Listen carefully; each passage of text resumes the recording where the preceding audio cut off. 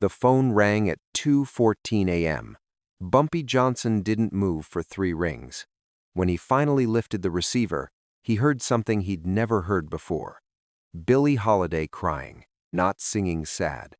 Crying, and in Harlem, in 1958, that meant someone had made a mistake they couldn't take back. The phone rang at 2:14 a.m. Bumpy Johnson was awake. He was always awake at this hour. The city outside his window hummed with the particular frequency of Harlem after midnight distant sirens, a saxophone bleeding from a third-floor window 6 blocks away, the shuffle of men who worked jobs that started when everyone else's ended. He sat in the leather chair by the window, reading a biography of Napoleon. The phone was on the table beside him. First ring. He didn't move, just turned a page. Second ring. His eyes lifted from the book, but his hand stayed still. Third ring. He reached over and lifted the receiver. Yes, one word. That's all he gave. The sound that came through the line made him sit forward, crying, not the theatrical kind, not the kind designed to manipulate or perform. This was the kind that came from somewhere deep, the kind that broke through in jagged pieces between attempts to breathe. He recognized the voice immediately, even shattered like this. Bumpy. Billie Holiday. He'd known Billie for 14 years, since 1944, when she was singing at the Onyx Club, and he'd been fresh out of his first stint in prison. He'd heard her voice in every possible state, warm with whiskey, cold with anger, soft with exhaustion, bright with something close to joy. He had never heard her cry. "I'm listening," he said. His voice dropped lower, steadier, the way you'd speak to someone standing on a ledge. She tried to talk. Couldn't. He heard her hand cover the mouthpiece, heard her trying to pull herself together on the other end. He waited. Didn't rush her. Didn't fill the silence with useless questions. 30 seconds passed. Then she spoke. "He took everything, Bumpy." Her voice was raw, scraped clean. "The money from the last 6 months, the club dates I had coming. He changed the contracts, put his name on them, said I owed him for expenses I never..." She stopped. Breathe. Bumpy's jaw tightened. But he didn't interrupt. "He's been controlling who I see, who I talk to. Told the other clubs I was unreliable. Told them I was using again even when I wasn't. Isolated me from everyone who..." Her voice cracked. "Tonight she couldn't finish. She didn't have to." Bumpy heard what she wasn't saying in the silence that followed, heard it in the way her breath caught, heard it in the 3 seconds of nothing before she forced herself to continue. "He put his hands on me, Bumpy." The room changed temperature, not in reality. But if you'd been standing there, watching Bumpy Johnson's face in that moment, you would have sworn the air got colder. He didn't raise his voice, didn't curse, didn't make threats. He just closed his eyes for 2 seconds. When he opened them, his hand was completely steady on the receiver. "You hurt?" he asked. I'm okay. I got away. I'm at Sarah's place in the Bronx. He doesn't know I'm here." Good. One word. But the way he said it carried weight. Billie kept talking. Faster now, like a dam breaking. "I know I shouldn't have called. I know you got your own. I just didn't know who else. He's got lawyers, Bumpy. He's got paperwork that says he owns my name. Says I can't perform without his permission. Says if I try to leave, he'll..." "Billie." She stopped. "You did the right thing calling me." His voice was quiet, calm, but underneath it ran something that made the statement sound less like reassurance and more like a promise. She exhaled. He heard the relief in it, mixed with something else. Shame, maybe, or fear of what she'd just set in motion. "I don't want you to. I mean, I'm not asking you to. I know what you're asking." Silence. She wasn't asking him to scare John Levy. Wasn't asking him to threaten or intimidate. She'd been around long enough to know that when you called Bumpy Johnson at 2 a.m. crying, you were asking for something permanent. "Where is he now?" Bumpy asked. The question was delivered in the same tone he'd used to ask about the weather. "The Teresa Hotel, room 712. He's been staying there since he started making me stay at his other apartment downtown." Said it was better for business if we weren't seen together. Bumpy picked up a pen from the table, wrote down, Teresa, 712. He alone? I think so. He keeps late hours, counting money, making calls. Anyone he's close to? Anyone who'd come if he called? He's got some music industry people, promoters, but nobody who'd. She paused. Nobody like you. Bumpy almost smiled. Didn't. You safe where you are? Yes. You stay there. Don't call anyone else. Don't tell anyone else where you are. Okay. Billy. Yeah? You're not going back to him. It wasn't a question. It wasn't advice. It was a fact. She exhaled again, and this time it sounded different. Lighter. Okay, she whispered. I'll call you later today. He hung up, didn't say goodbye. Didn't tell her not to worry. Didn't promise her anything except the call back. That was enough. Bumpy sat there for 10 seconds, the receiver still in his hand. Then he placed it back on the cradle, stood, and walked to the window. Below, Harlem slept and didn't sleep. The city kept its rhythm. He looked at his watch. 2:18 AM. John Levy had about 5 hours left before his life changed. Bumpy turned from the window, picked up the phone again, and dialed a number he knew by heart. It rang twice. Yeah? A man's voice, alert despite the hour. It's me, Bumpy said. I need you to find out everything about a man named John Levy. Music manager. Staying at the Teresa, room 712. I need to know his schedule for tomorrow morning, who he's meeting, where he goes, who he calls, how fast you need it, by 6. Done. Bumpy hung up. He made 3 more calls in the next 15 minutes. By 2:35 a.m., 4 people in Harlem knew that Bumpy Johnson was moving on something. By 3 a.m., the night had shifted. Somewhere in room 712 of the Teresa Hotel, John Levy was asleep. He had no idea that the woman whose career he'd controlled, whose money he'd stolen, whose spirit he'd tried to break, had just made one phone call. One call that meant everything he thought he owned: the contracts, the power, the fear was already gone. He just didn't know it yet. Bumpy sat back down in his chair, picked up the Napoleon biography, and waited for dawn. To understand what Billie Holiday's phone call meant to Bumpy Johnson, you have to understand what Billie Holiday was to Harlem. She wasn't just a singer. In 1958, Billie Holiday was 43 years old and had been famous for 20 years. She'd recorded Strange Fruit in 1939, a song about lynching so raw that radio stations refused to play it, so powerful that it stopped rooms cold. She'd sung at Carnegie Hall.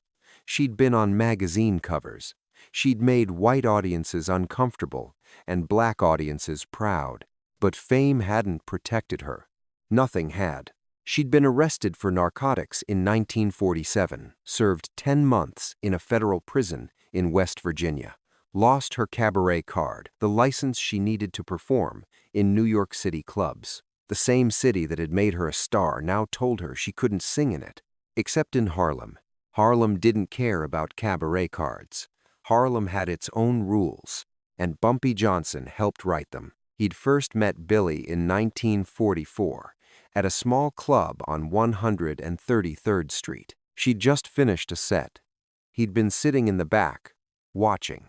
Not for entertainment. Bumpy rarely did anything just for entertainment, but because he'd heard she was having trouble with a promoter who'd shorted her on payment. After the show, he'd waited until the club emptied.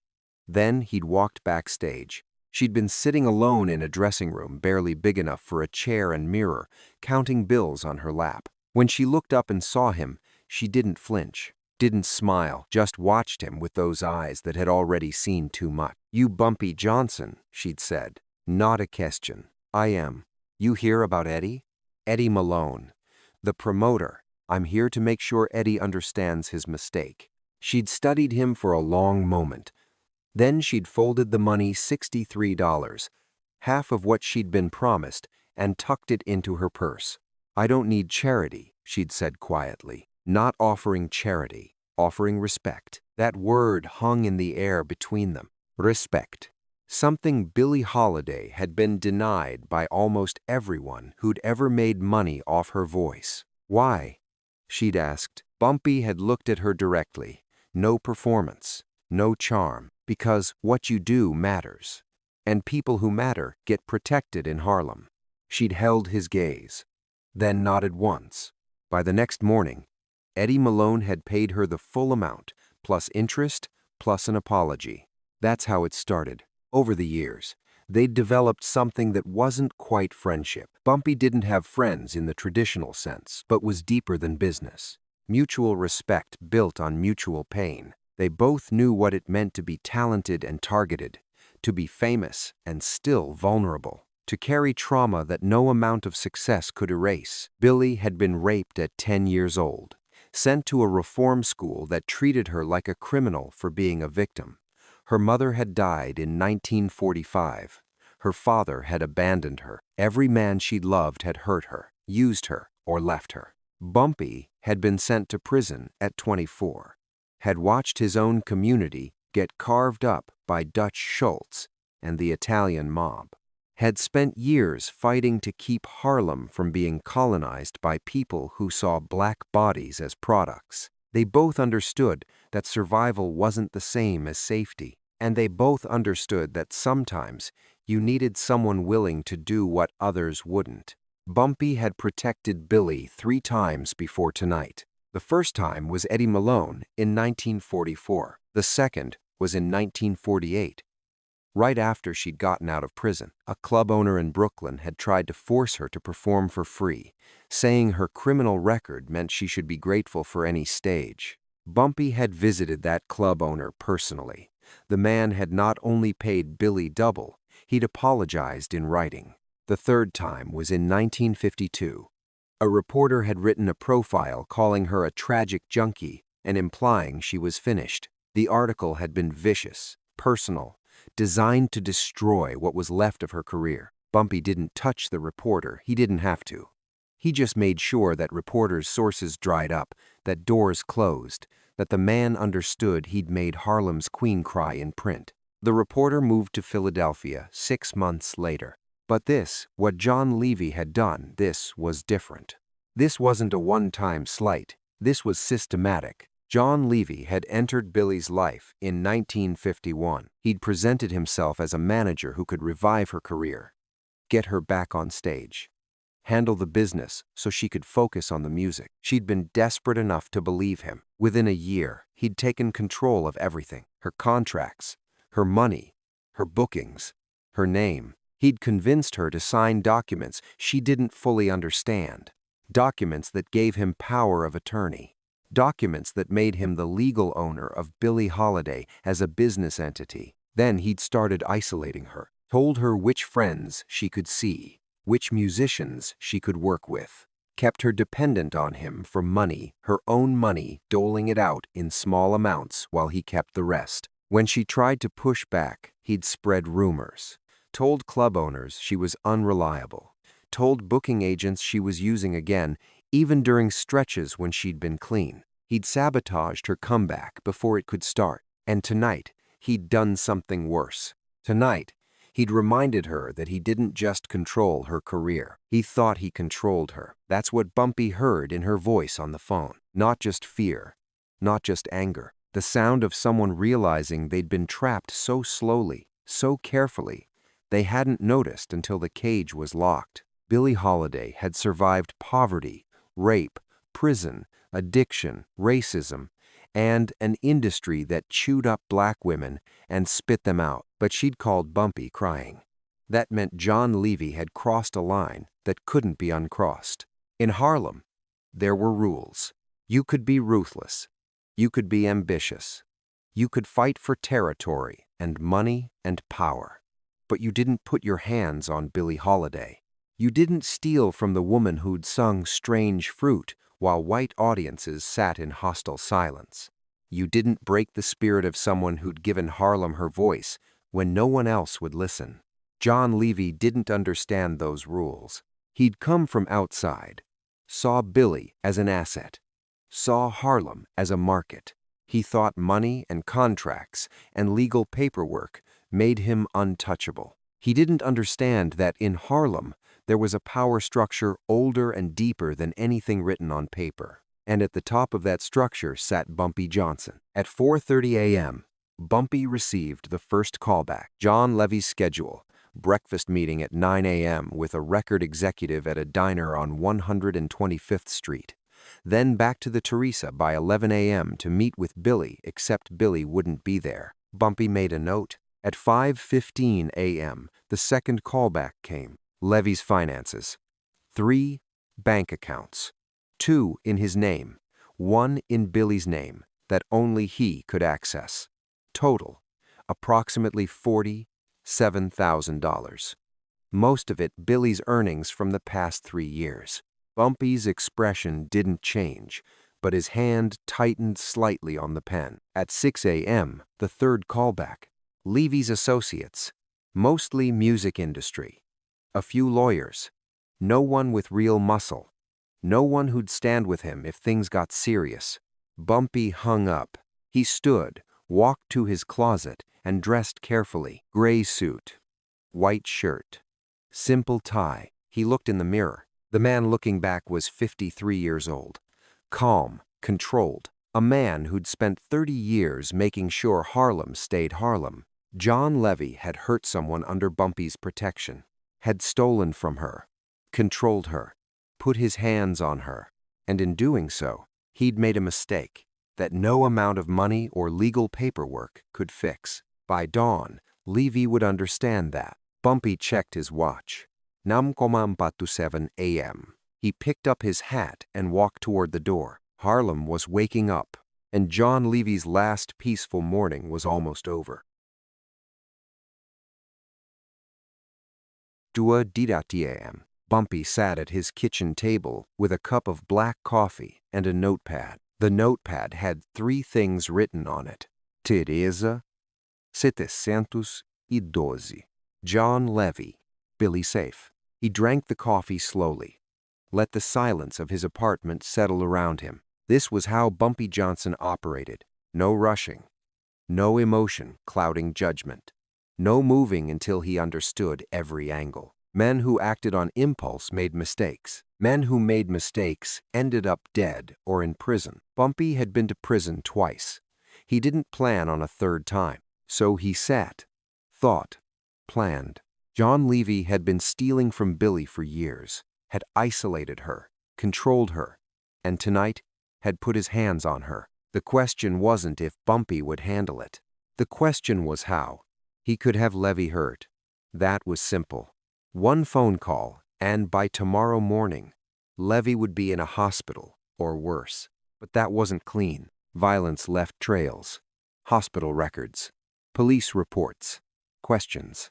And Bumpy didn't want questions. He wanted results. He wanted Levy to give back everything he'd taken. He wanted Levy to understand deeply, permanently, that he'd made an enemy he couldn't negotiate with. And he wanted it done in a way that left no room for retaliation. That required information. At 2:47 a.m., Bumpy made his first call. The phone rang 4 times before a voice answered. Roland Pierce, owned a car service that operated between Harlem and the Bronx. But more importantly, Roland's drivers saw everything, knew everyone, heard conversations passengers thought were private. Roland, it's Bumpy. The voice on the other end shifted immediately. Bumpy, what do you need? Information on a man named John Levy, music manager, staying at the Teresa Hotel, room 712. I need to know his patterns, where he goes, who he meets, who he talks to.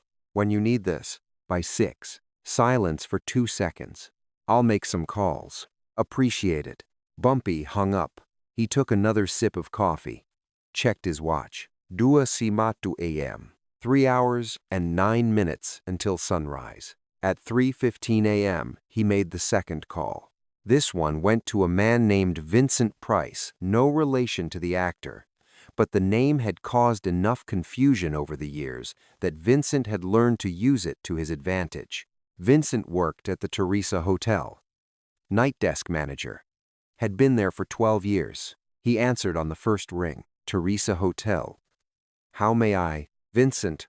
Bumpy. Vincent's tone changed instantly. Became quieter, more careful. Mr. Johnson, what can I do for you? Room 712. John Levy. What do you know about him? Vincent didn't hesitate. Checked in 3 weeks ago. Extended his stay twice. Pays cash. Gets a lot of phone calls I've had to transfer, maybe 15-20 calls up to him in the last week alone. Music business types, mostly. He get visitors? A few, mostly during the day. Men in suits. They don't stay long, 30 minutes, maybe an hour. Business meetings, looks like. Any women? Pause. Not recently. He used to have a woman come by singer, I think. Haven't seen her in about 2 weeks. Billie. Bumpy's jaw tightened, but his voice stayed even. What time does he usually leave his room in the morning? Around 8, 8:30. Gets breakfast, comes back. Sometimes he's gone all day, sometimes he stays in making calls. He there now? Let me check the board. Rustling sounds. Keys not at the desk. So yeah, he's in. Good. I'm coming by around 7. I'll need you to let me up. To 712. Yes. Vincent's voice dropped even lower. You need me to be somewhere else when you go up? No. I need you to be exactly where you always are. Act normal. If anyone asks later, you saw nothing unusual. Understood. Vincent. Yes, sir. This stays between us. Always does, Mr. Johnson. Bumpy hung up. He wrote on the notepad, 8 a.m. departure, cash payments. Isolated. The picture was getting clearer. At 4:03 a.m., the phone rang.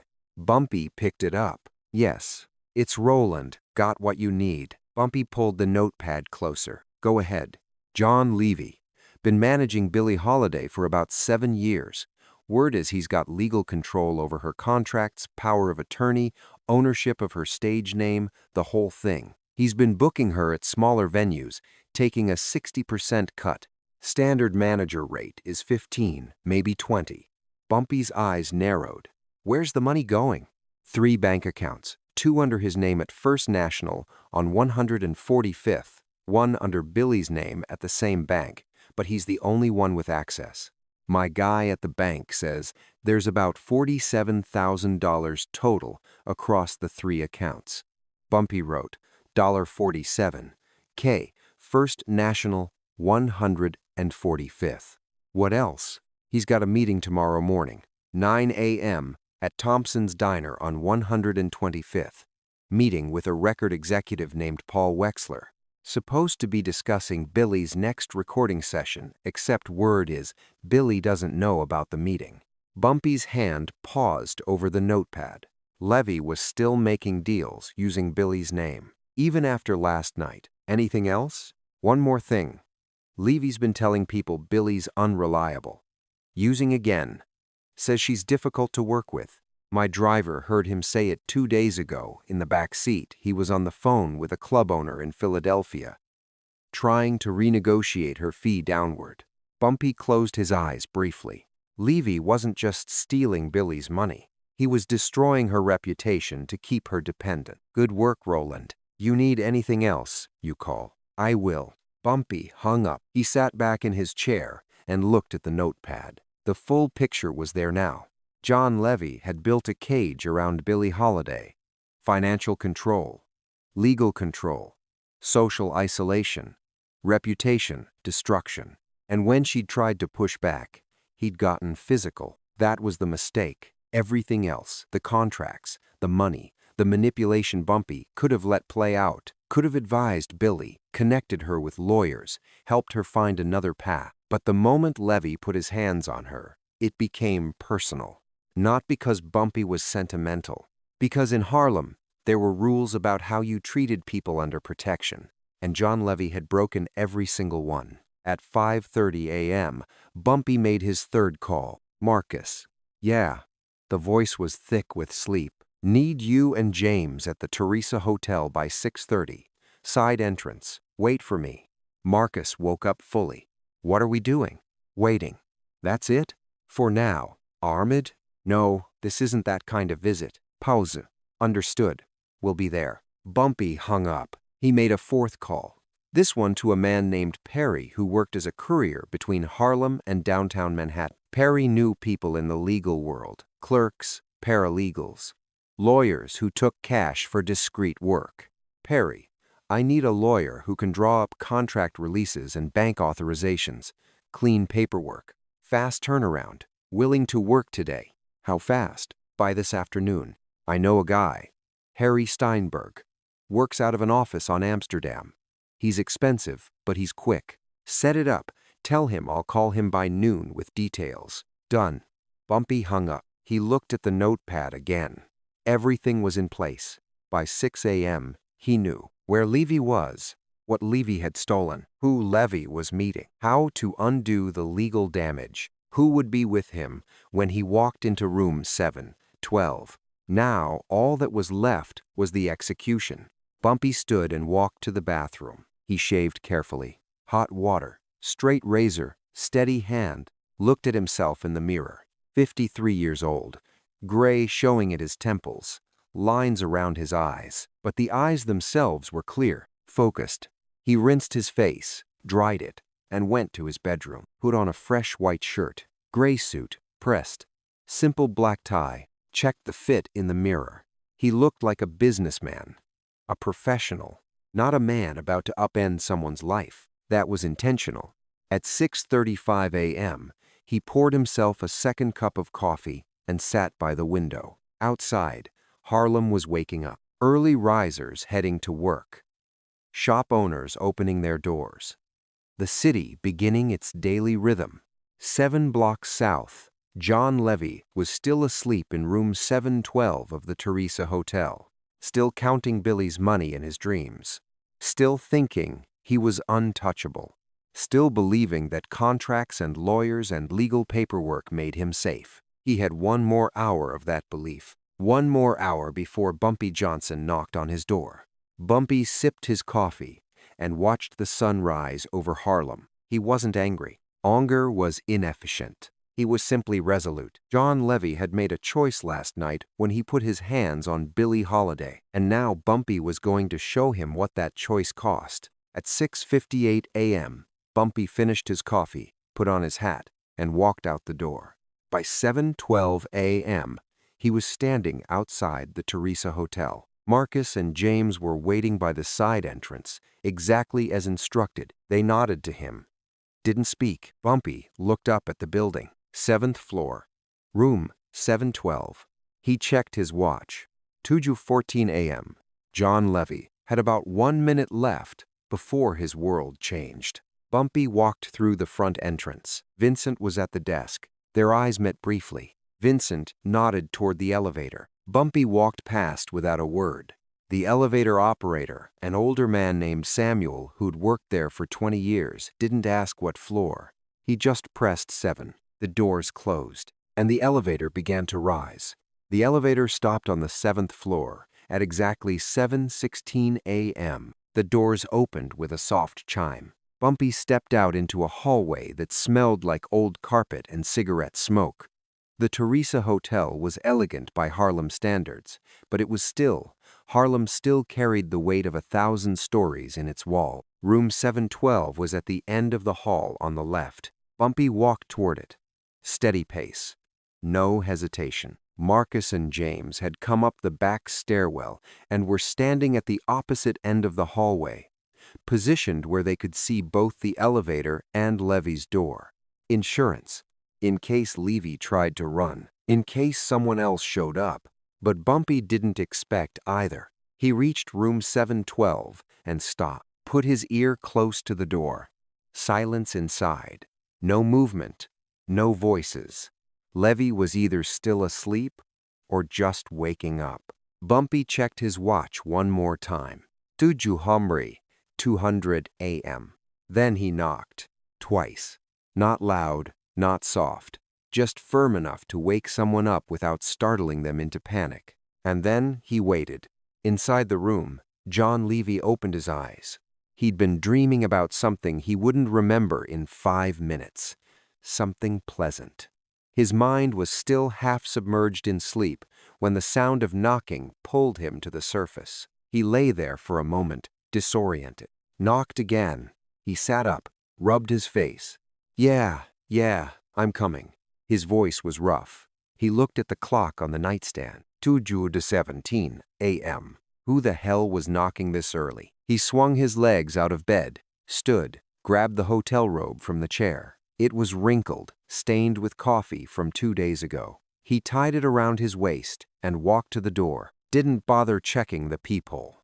That was his first mistake. He unlocked the door and pulled it open, and found himself looking at Bumpy Johnson. For 3 full seconds, John Levy's brain didn't process what he was seeing. He knew who Bumpy Johnson was. Everyone in Harlem knew who Bumpy Johnson was. But the cognitive dissonance of seeing him standing in the doorway of room 712 at 17 inches the morning didn't compute. Bumpy didn't say anything. Just looked at him. Levy's mouth opened, closed. What? Bumpy stepped forward. Not aggressive. Just a single calm step that moved him from the hallway into the doorway itself.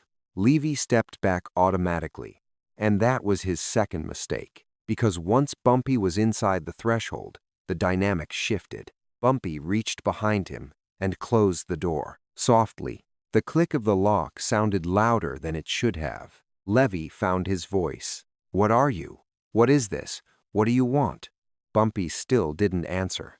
He just walked past Levy calm, unhurried, and moved deeper into the room. The room was a mess. Bed unmade, clothes draped over a chair, empty whiskey bottle on the desk, and on the bed, scattered across the sheets, were stacks of cash and paperwork. Bumpy looked at it for a moment. Then he turned back to Levy. "Close your mouth," Bumpy said quietly. "And sit down." Levy didn't move. "I don't know what you think. Sit down." The second time, Bumpy's voice dropped half an octave. Still quiet, still calm, but there was something underneath it now, something that made Levy's legs move before his brain caught up. He sat on the edge of the bed. Bumpy walked to the desk, pulled out the chair, and sat down facing him. 6 feet of space between them. Bumpy crossed one leg over the other, adjusted his hat brim slightly. Looked like a man settling in for a business meeting. Levy's hands were shaking.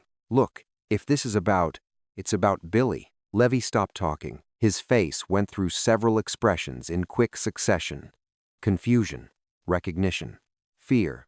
She and I have a business arrangement. If she told you, she called me at 2:14 this morning," Bumpy said. Crying. The word hung in the air. Crying. Levy's throat worked. He tried to smile. It came out wrong. She's emotional. She gets like that.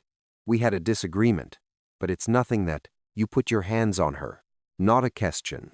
Levy's face went pale. "That's not, she's lying. She's been using again. She's paranoid. She doesn't." Bumpy raised one hand, just lifted it slightly, palm out. Levy stopped talking immediately. "I'm going to give you a chance," Bumpy said. "One chance. To tell me the truth about what happened last night." Levy opened his mouth, closed it. His eyes darted to the door, to the phone on the nightstand, to the window. Bumpy saw every calculation. "You can't call anyone who'll get here faster than I can stop you," Bumpy said conversationally. "And the 2 men in the hallway are with me, not you. So your options are limited." Levy's hands clenched into fists on his lap. "What do you want?" "I want you to tell me what you did to Billie last night." "I didn't." Bumpy leaned forward slightly. "Not much. Just enough. John, you're already in trouble.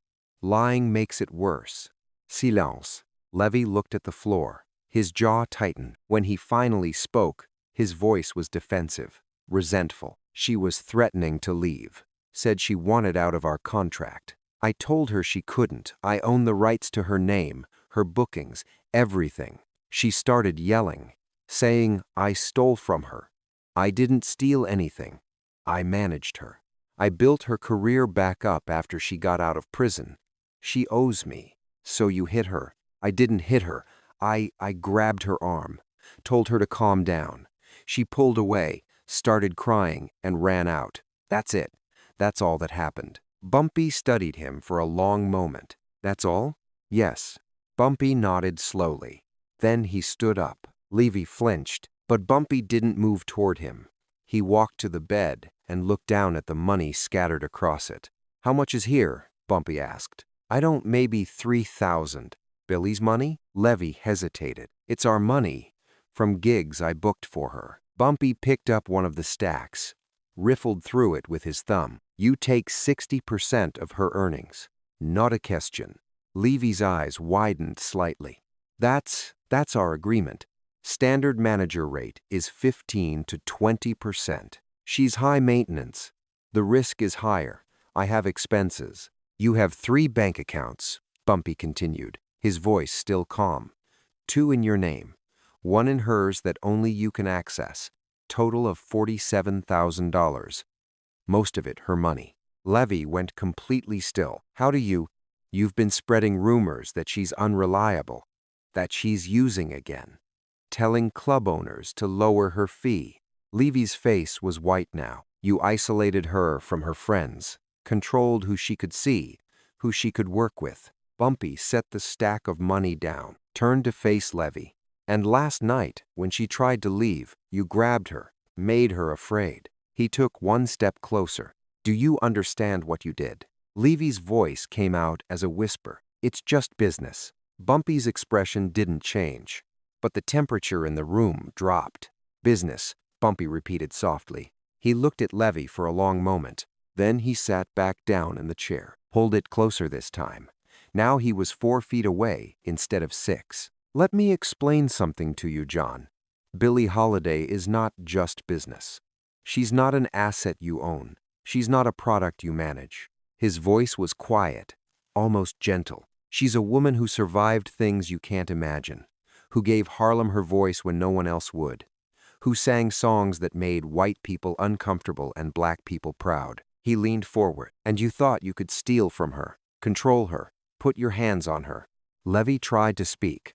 Couldn't. You made her cry, Bumpy said. 3 words, delivered like a verdict. Levy's hands were trembling visibly now. I didn't mean, you made her cry, Bumpy repeated. At 2 a.m., she called me, and she was crying. Do you know what that means? Levy shook his head. Bumpy's eyes never left his. It means you crossed a line you didn't even know existed. Silence. Now here's what's going to happen, Bumpy said. You're going to give back everything you took from her. Every dollar, every contract, every piece of paper with her name on it. You're going to sign documents that release her from any legal obligation to you. And you're going to call every club owner, every promoter, every person you lied to about her, and you're going to tell them the truth. Levy's mouth opened. I can't. Those contracts are legal. I have rights. You have nothing. The words were delivered with absolute certainty. But John. Bumpy leaned back slightly. His voice became almost conversational again. You don't seem to understand your situation. So let me be clear. He gestured toward the window. Out there is Harlem. My Harlem. Every shop owner, every doorman, every bartender, every driver, they all know who I am. And by now, they all know I'm here. Let that sink in. You can try to fight this with lawyers, with paperwork, with legal arguments. Pause. But paperwork doesn't matter in Harlem. What matters is respect. And you lost that the moment you hurt Billy. Levy was breathing fast now. Shallow breaths. So here's your choice, Bumpy said. You can give back what you took. Quietly. Completely. Today. And then you can leave New York and never come back. He tilted his head slightly. Or you can fight. And if you fight, I promise you, lawyers won't help. Money won't help. Nothing will help. Silence filled the room. Levy looked at Bumpy's face. Saw no anger there, no rage. Just certainty. And that was more terrifying than any threat. What? What do I have to do? Levy whispered. Bumpy reached into his jacket pocket and pulled out a piece of paper with a phone number written on it. At noon, you're going to call this lawyer. His name is Harry Steinberg. You're going to have him draw up release documents for every contract you have with Billy. You're going to sign over access to the bank account in her name. And you're going to write a check for $44,000, everything in your two accounts except enough to buy a train ticket out of New York. He set the paper on the bed. By 6 p.m. today, all of that will be delivered to Billie, along with a written apology. Levy stared at the paper. And if I do this, that's it?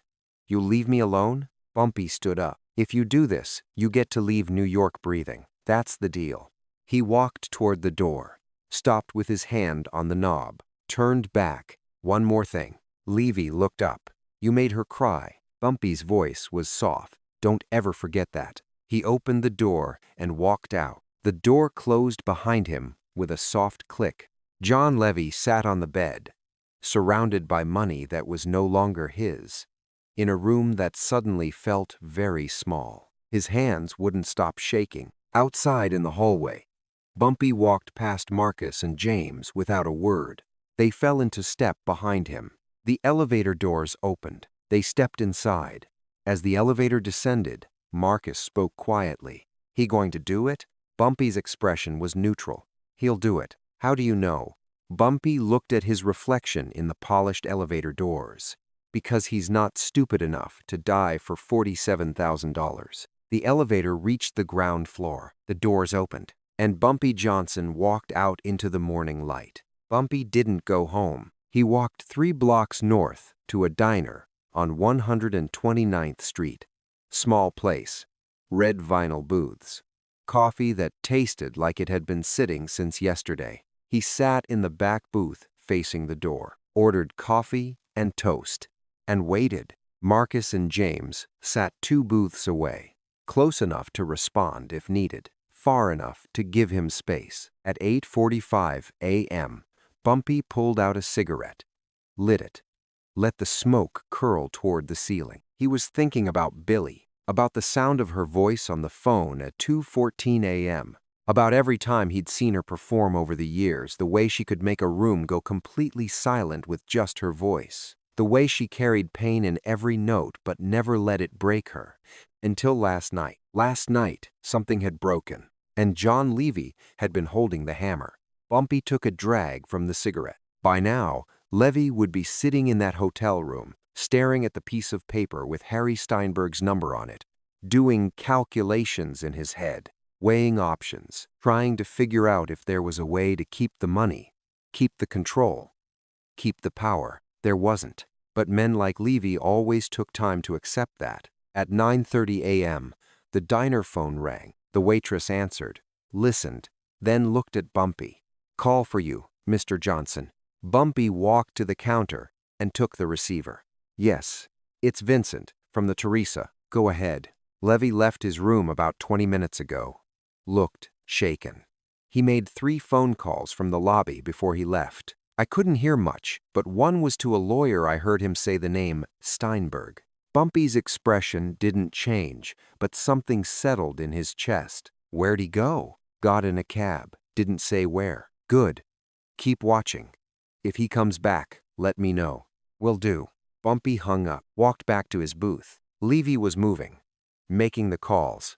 That meant he'd understood. But understanding and compliance weren't the same thing. Bumpy needed to make sure Levy followed through completely. At 10:15 a.m., he made a call to Roland. I need eyes on John Levy. He left the Teresa about 40 minutes ago. Find out where he went. On it. 20 minutes later, Roland called back. He's at First National Bank on 145th. Been inside for 15 minutes. Bumpy allowed himself a small nod. Levy was accessing the accounts, getting the money. Let me know when he leaves. Will do. At 11:47 a.m., Bumpy's table had 3 empty coffee cups on it. The cigarette had burned down to ash. Marcus looked over from his booth, raised an eyebrow. Bumpy shook his head slightly. Not yet. At 11:52 a.m., the phone rang again. Bumpy answered. He just left the bank, Roland said. Carrying an envelope, looked thick. Got into another cab, heading toward Amsterdam Avenue, the lawyer's office. Good. Bumpy hung up, lit another cigarette. The pieces were moving into place. but he needed confirmation that every piece landed exactly where it was supposed to. At 12:30 p.m., the phone rang a third time. This time, it was Harry Steinberg. "Mr. Johnson, I just met with John Levy, and he's signing everything: contract releases, bank authorizations, power of attorney revocations, everything you specified. How did he seem?" Steinberg paused, terrified. Bumpy exhaled smoke. "Good. How long until the documents are ready?" 2 hours. "I'll have them notarized and ready for delivery by 3 p.m. Deliver them to this address." Bumpy gave him Billy's friend Sarah's address in the Bronx, and include a cashier's check for $44,000, made out to Billie Holiday. "Already done. Levy brought cash. I'm converting it now. One more thing." "Yes?" "Levy needs to write a letter. An apology. His words, not yours. Make sure it's in the envelope with the documents." "Understood." Bumpy hung up. He sat back in the booth, checked his watch. 1:47 p.m. In a little over an hour, Billie would have everything back. Her money, her name, her freedom. But Bumpy wasn't finished yet. At 2:30 p.m., Bumpy made one final call. This one to John Levy directly. He'd gotten the number from Vincent earlier, the direct line to room 712. The phone rang 4 times. Then Levy's voice, tight with stress. "Hello? It's Bumpy Johnson." Silence on the other end. Then a shaky exhale. "I did everything. I signed the papers. I gave the money. I know." Bumpy's voice was calm. "That's not why I'm calling." Levy waited. "You're leaving New York," Bumpy said. "Tonight." Yes, I'm packing now." "Where are you going?" "I don't. California, maybe. Or Chicago." "I haven't." "It doesn't matter where you go," Bumpy interrupted quietly. "What matters is that you understand something before you leave." Levy's breathing was audible through the phone. "You didn't just steal from Billie," Bumpy said. "You tried to erase her. You took her voice and made it yours. You took her money and called it yours. You took her choices and said they were business decisions." He paused, "And when she tried to stand up, you put your hands on her." Levy started to respond, stopped. "I want you to remember something," Bumpy continued. "Every city you go to, every person you meet, every time you think about coming back to New York, or managing another artist, or building another career on someone else's talent." His voice dropped lower. "You made Billie Holiday cry. Silence. That's what you'll be remembered for. Not the money you made. Not the contracts you signed. Not the career you thought you built." Bumpy's tone was almost gentle now. "You'll be remembered as the man who made Harlem's Queen cry at 2 a.m. and then lost everything by dawn." He could hear Levy breathing hard on the other end. "You get one life, John. One chance to be someone who mattered. And you spent it hurting a woman who survived things you can't imagine. Pause. That's your legacy now." Bumpy let that sit for 3 seconds. Then his voice became businesslike again. "Your train leaves Penn Station at 8 p.m. I suggest you're on it. Because if you're still in New York tomorrow morning, we're going to have a different kind of conversation." "I'll be gone," Levy whispered. "Good."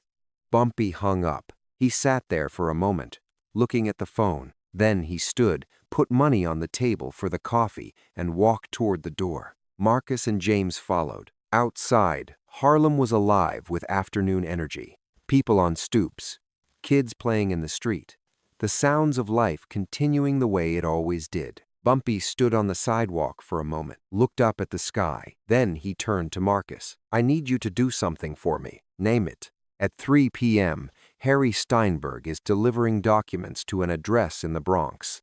I need you to make sure they get there safely. Then I need you to wait until the woman inside her name is Sarah calls another woman, Billie Holiday. Make sure Billie gets everything." Marcus nodded. "And after that, you're done. Go home." Marcus and James exchanged a glance. "What about you?" James asked. Bumpy looked at him. "I'm going to make one more stop." At 4:30 p.m., Bumpy stood outside a small apartment building in the Bronx. He'd called ahead. Sarah had answered, told him Billy was resting but awake. He walked up 3 flights of stairs, knocked on apartment 3C. Sarah opened the door.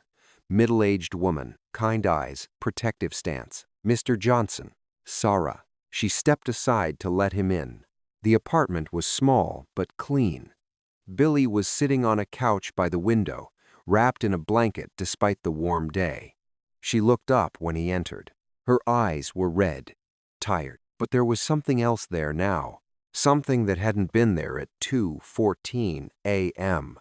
"Hope, Bumpy," she said softly. He crossed the room and sat in the chair across from her. For a moment, neither of them spoke. Then Billy's voice, barely above a whisper. "Sarah told me. The papers came. The money. The letter." Bumpy nodded. "It's done." Her eyes filled with tears, but this time they were different.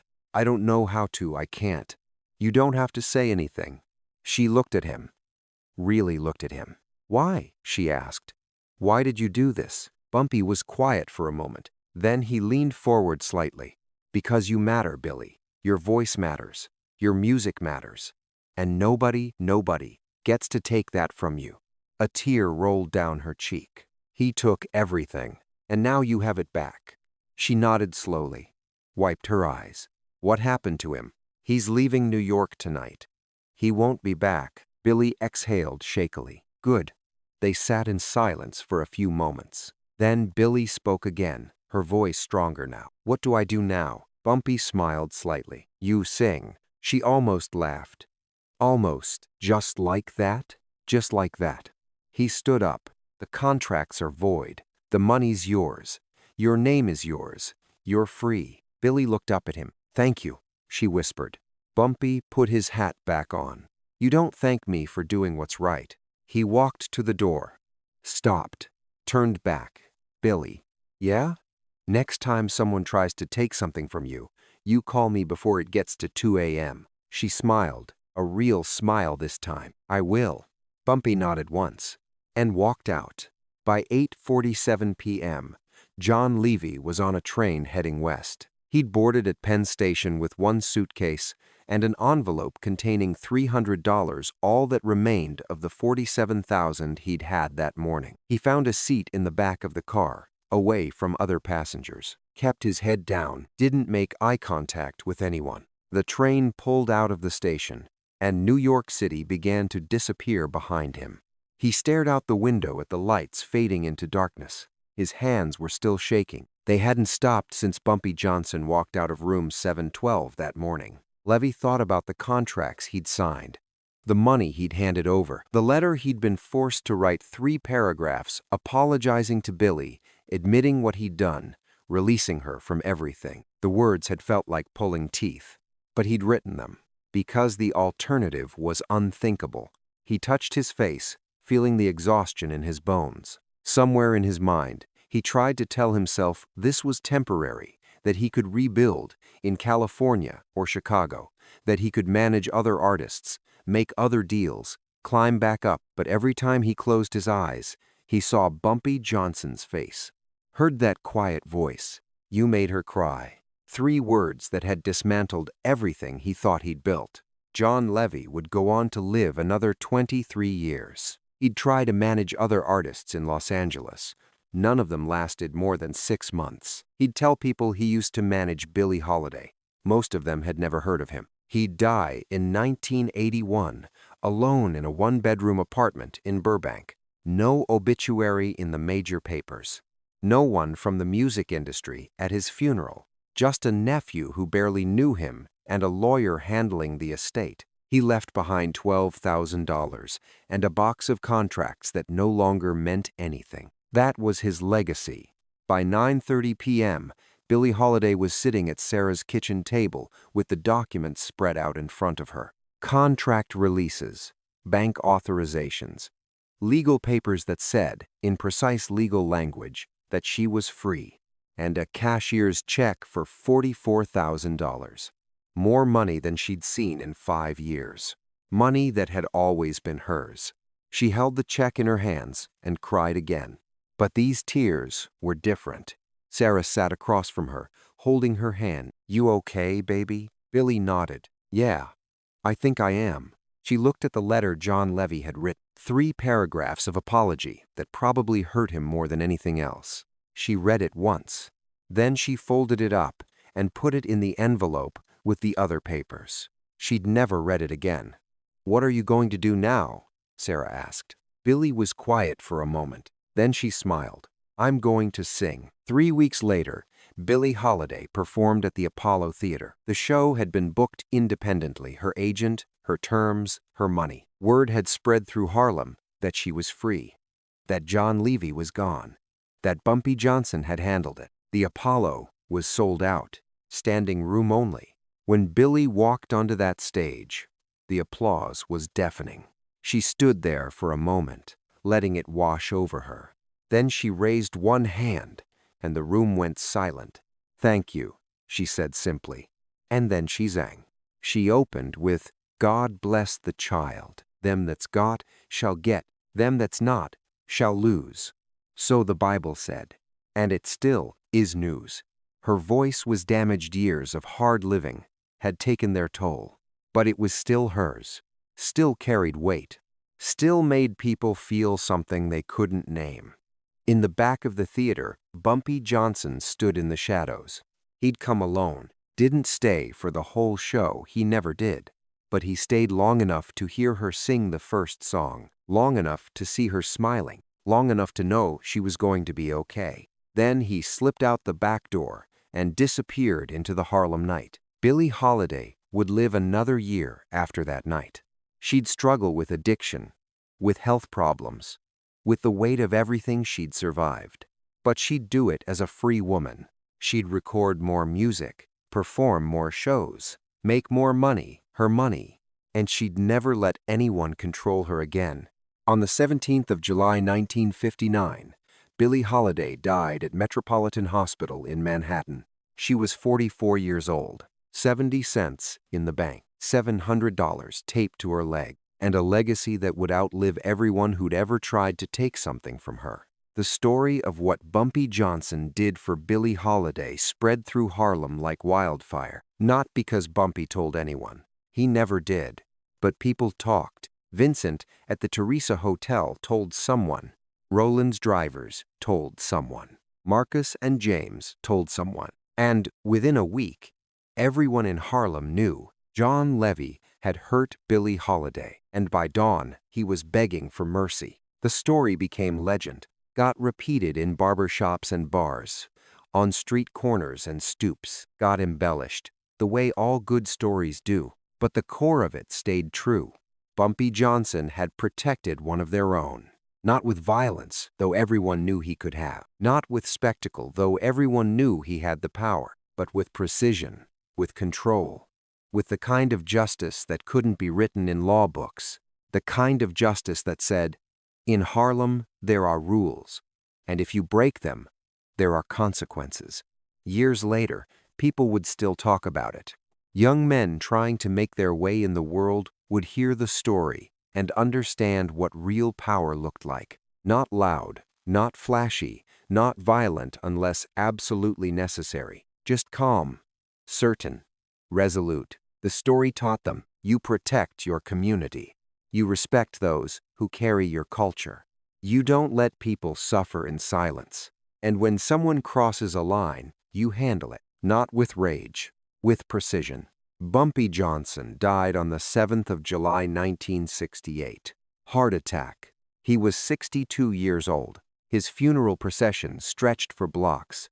Thousands of people lined the streets of Harlem to pay their respects. Musicians, business owners, street kids, preachers, numbers, runners, families. They all came. Because Bumpy Johnson had been more than a gangster, he'd been a protector, a strategist, a man who understood that power without principle was just violence, and violence without purpose was just chaos.